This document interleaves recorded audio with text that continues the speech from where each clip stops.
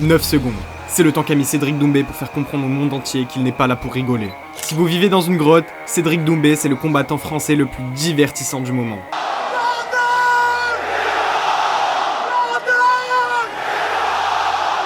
Entre son trash talking, ses KO et son franc-parler, soit on l'adore, soit on le déteste. Mais une chose est sûre, il ne laisse personne indifférent. Mais comment se fait-il qu'il se permet de défier tous les grands champions de l'UFC alors qu'il n'a que 5 combats en MMA? Laissez-moi vous expliquer. Comme vous le savez, il s'est fait connaître par le grand public récemment pour son combat extrêmement médiatisé contre Jordan Zebo. Pourtant, cela fait un moment qu'il collectionne les KO, notamment au Glory, l'organisation de kickboxing la plus prestigieuse, où il y est 7 fois champion du monde. Plus de 80 combats, 75 victoires et 45 KO, vous comprenez bien que c'est pas n'importe qui. Mais tout ça ne justifie pas tout le bruit qu'il fait. Beaucoup de combattants ont des palmarès impressionnants, mais ne sont pas aussi connus que lui. Ce qui le différencie, c'est pas ses combats, et c'est ce qui se passe avant et après ses combats. Mais avant ça, Cédric Doumbé est né le 30 août 1992 à Douala au Cameroun.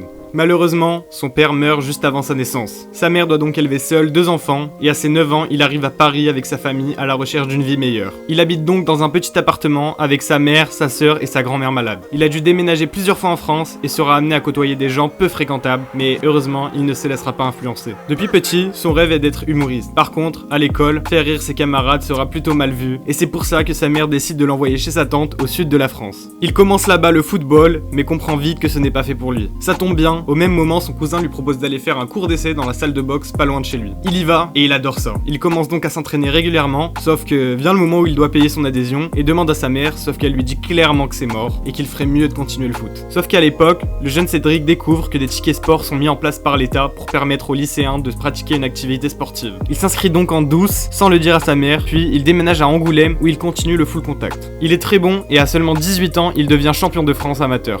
Après ça, il commence le kickboxing, une discipline qui ressemble pas mal au full contact, à la différence que les coups en dessous de la ceinture sont autorisés. Il rejoint une salle de kickboxing, sauf que Cédric a le caractère bien trempé et les tensions montent vite avec ses coachs. Il quitte la salle et arrête sa fac de psycho et tente un kit ou double et contacte la Meijiro Gym. S'il contacte cette salle, c'est pas par hasard, car elle se situe en Hollande, pays réputé pour son niveau en pied-point. En gros, c'est comme le Muay Thai en Thaïlande, si tu veux être bon en kickboxing, tu vas en Hollande. Au début, il se prend un énorme stop, mais il ne va pas s'arrêter là et envoie des vidéos de ses combats qui vont impressionner le coach, qui l'accueillera même chez lui pour préparer ses combats. D'ailleurs, n'hésitez pas à vous abonner si vous voulez pas que je finisse à dormir sur le canapé du coach moi aussi. Enfin bref, il commence à combattre à l'international dans différentes organisations où il marque très vite les esprits avec son trash talking, ses entrées en dansant et ses KO qui vont avec. Malgré tout ça, il change très souvent de coach et vagabonde dans différentes salles. Il arrive tout de même à gagner sa vie avec ses combats et cumule alors 69 combats pour 64 victoires entre 2011 et 2016. Il est surtout connu pour son punch, car comme il dit souvent, il peut éteindre la lumière à n'importe qui. Pour ceux qui n'ont pas compris, ça veut dire que quand il te met une droite,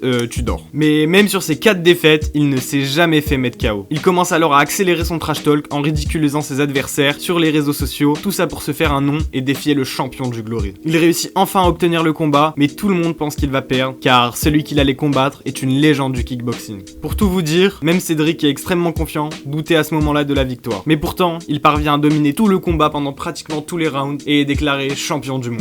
Il réussira à défendre sa ceinture 7 fois contre des combattants très solides, dont certains combats resteront légendaires, comme celui où il sort du ring pensant avoir mis KO son adversaire pour revenir ensuite le finir en quelques secondes.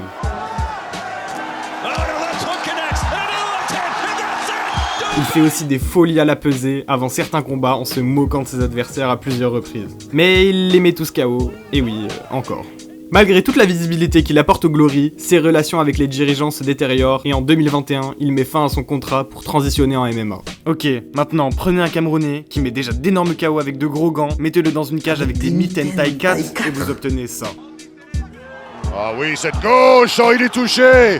Le souci, c'est que les fans l'attendent à l'UFC. Mais il dit avoir signé un pré-contrat où il doit d'abord combattre dans des ligues mineures comme le MMA GP. Pour s'entraîner, il rejoint la salle de Fernand Lopez, le MMA Factory. Il faut savoir que ce coach entraîne déjà des combattants comme Cyril Gane, Baki, Nassourdine Imamov ou encore le Camerounais le plus féroce du monde, Francis Ngannou. Sauf que, vous devinez la suite, une embrouille éclate entre Cédric et Fernand, l'un accusant l'autre de l'arnaquer et l'autre lui reprochant d'avoir eu une relation avec sa femme. Doumbé va même plus tard dénoncer Lopez en avouant qu'il l'aurait entendu battre sa femme au téléphone. Cédric quitte la salle et n'hésite pas à démentir ce que Fernand dit sur lui. Il se moque de certains combattants comme Cyril, Baki ou encore Nassourdine avec des montages et des vannes sur les réseaux sociaux. Et à force de provoquer ces gens, forcément, certains réagissent et ça crée des réponses hilarantes de Doumbé. Putain, je merdais. Entre Baki et Cédric Doumbé qui gagne. Putain, je merdais. C'est vrai. C'est ce qu'on appelle la progressivité. J'aurai très bientôt un nouvel apprenti. Beaucoup plus jeune et beaucoup plus puissant. Mais bon, les deux combattants se provoquent, mais au final, aucune confrontation n'est organisée. C'est bien beau de provoquer des combattants français, sauf qu'il ne s'arrête pas là, et va même aller jusqu'à trash talk des champions de l'UFC comme Conor McGregor, Kamaru Usman, Khamzat Chimaev et Leon Edwards. Après j'appelle Leon Edwards, boum, je l'éteins. Après Khamzat, tu vois, laisse-moi faire mes vrais bails. Khabib Prime, il me touche pas, je l'éteins. Juste il me touche pas, il m'approche pas. Conor Prime, oh là là, Conor Prime, Doumbé Prime.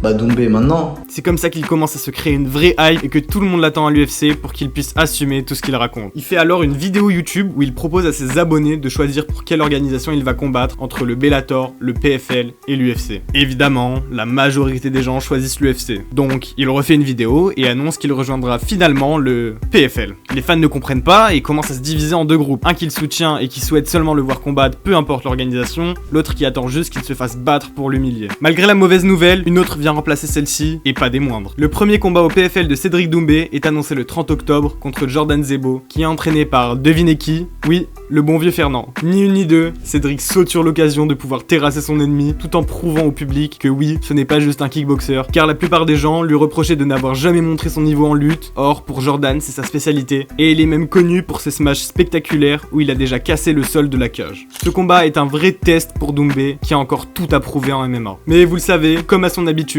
Cédric lance la machine médiatique et commence un trash talk jamais vu auparavant. Il va poster une vidéo YouTube en partenariat avec une marque de matelas dont le code promo est Bonne nuit Jordan, rien que ça. Dans sa grande bonté, il va même lui faire livrer un matelas à sa salle d'entraînement pour qu'il puisse, je cite, bien dormir après le chaos qu'il va lui mettre. Il hype de plus en plus le combat en créant un slogan qu'il compte crier dans le ring, Jordan t'es mort. Ouais, rien que ça. Pour rien arranger, Jordan reste très gentil et souriant, ne répondant pas aux provocations. C'est déjà fou, et pourtant, ce n'est que le début. À l'approche de la date du combat, il multiplie les posts sur les réseaux sociaux, montrant le protège-dents qu'il a commandé pour le combat. La veille du combat, un face-off est organisé, et à la pesée, Jordan paraît énorme par rapport à Cédric. C'est le jour du combat, le PFL Paris est rempli à ras-bord. Dans le gradin, des guests de folie, comme Black M ou encore le PSG, avec Kylian Mbappé, ils attendent juste une chose, le roi du divertissement, Cédric Doumbé. Et il n'arrive pas n'importe comment. Il entre sur une musique personnalisée avec un matelas où il est inscrit « Bonne nuit Jordan ». Il fait le show, rentre dans le ring, et crie, et le public répond. Le combat va commencer, le présentateur annonce les combattants, donne les instructions, ils se touchent les gants, et ça commence. J'ai vu le combat en direct, et je peux vous dire que je m'attendais à tout sauf à ça. Tout est dans les images, un crochet du gauche, et c'était fini. Bon, je suis resté éveillé jusqu'à 1h du matin pour 9 secondes, mais ça valait le coup.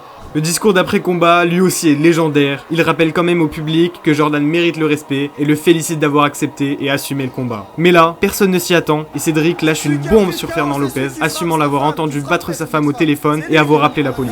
Après cette prestation, Doumbé explose en France comme à l'international et la réputation du PFL avec. Il compte rejoindre le tournoi du PFL avec 1 million d'euros à la clé. Pour lui, c'est même de l'argent facile car il prétend être au-dessus de tous ses adversaires. Peu après ça, un événement incroyable a lieu aussi et c'est le combat en boxe anglaise de Francis Ngannou contre Tyson Fury, le champion du monde des poids lourds invaincu. Tout le monde pensait que le Camerounais allait se faire démolir étant donné que c'est son premier combat en anglaise et en plus de ça, contre le champion du monde. Mais impossible n'est pas camerounais et Francis choque le monde en luttant pendant les 10 rounds ayant même réussi à mettre au sol le champion. Malheureusement pour lui, Fury est donné gagnant au point, ce qui énerve tout le public qui donne plutôt Francis gagnant. Et après tout, on peut le comprendre. Quand on voit les deux boxeurs le lendemain du combat, évidemment, ça donne des idées à Cédric qui se met à défier Canelo Alvarez, une légende de la boxe et l'actuel champion des poids moyens. Il va aussi provoquer tout le monde de la boxe anglaise, ce qui entraîne aussi certains combattants français à vouloir le calmer, comme le champion d'Europe, Kevin Sadjo, qui voudrait peut-être le combattre, mais pour l'instant, ce sont que des provocations et rien n'est officiel. En bref, Cédric nous a régalé et a l'air de nous préparer de nouvelles folies encore plus divertissantes que jamais.